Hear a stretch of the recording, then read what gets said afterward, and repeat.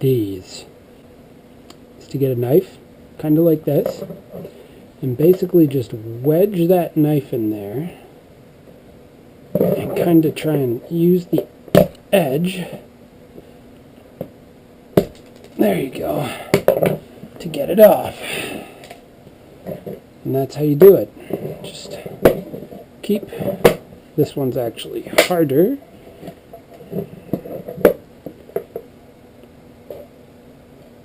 There you go. Okay, so now that we've got these fuckers off, this is how we take one of these things apart. So the first step is to remove this bottom plate. Second step, one screw, two screw,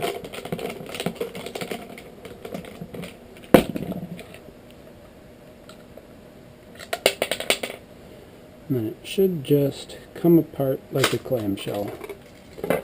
There you go. And this we're going to put aside, and then we need little needle nose pliers. And I don't know if you can see this, but there's a piece of metal right here. Right? So this has two problems. The first problem is that when this is pushed down, this tab will push that up like so.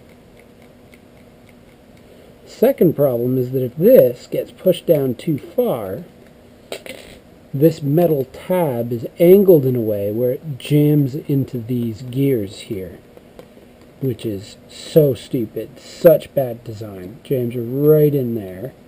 So what we got to do, you'll notice it kind of comes up, and then there's almost like a little speed bump, and then it goes flat again.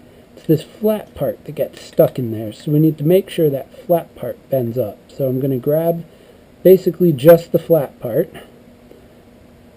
and I'm going to use this pin as leverage, and I'm just going to bend it ever so slightly, basically so that it lines up right with the top of the mag.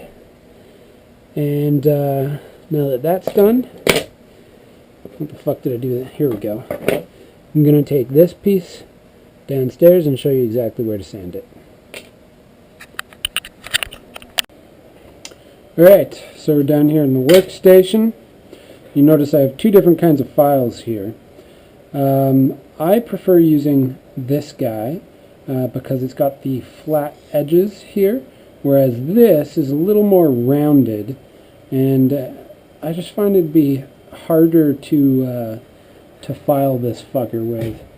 So what we got to do is basically, let me clear all this shit away.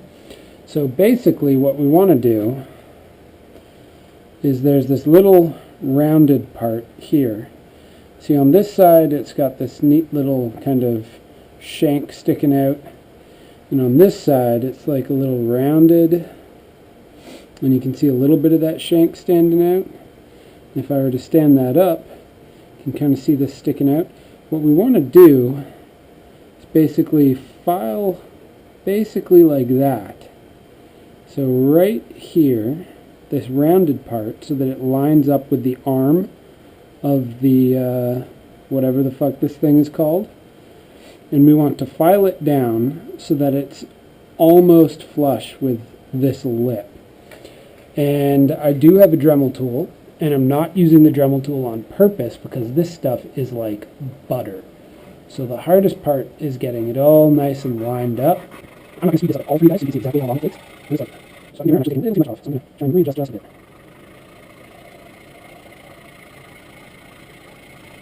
So that's what, 10 seconds? Sorry, it's bad angle for you guys, and don't put functionality over viewability here. I don't want to fuck this up. This will be really embarrassing if I do on camera. I've done 5 minutes so far. This is 7. These last 2 minutes 7, and that's how many nails I've got. And occasionally you want to see how far down they're going. You don't want to just go until you get the table, because then you'll be like, oops, I went too far. So here we go. Okay. A little bit more. Oh, so close. There you go. It's done. Let's just get this It always creates a little bit of... So, there you go. You see the difference there? That is perfect. That's all you need.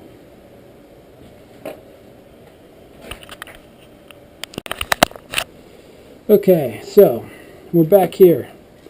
How do you reassemble these things? Well, it's simple. First step, take this, you make sure the flat edge is towards the center.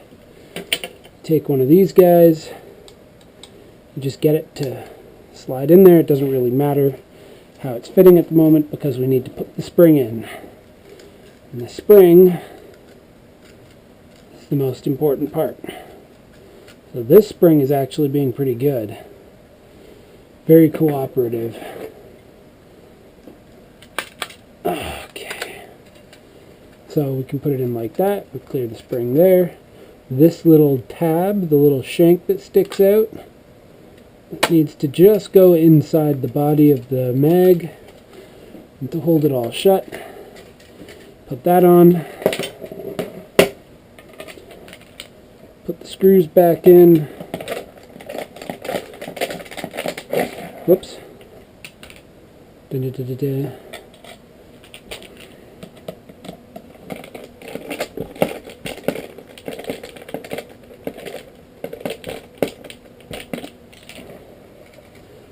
There you go.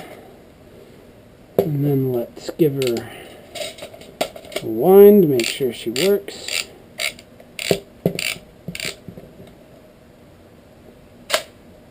There you go.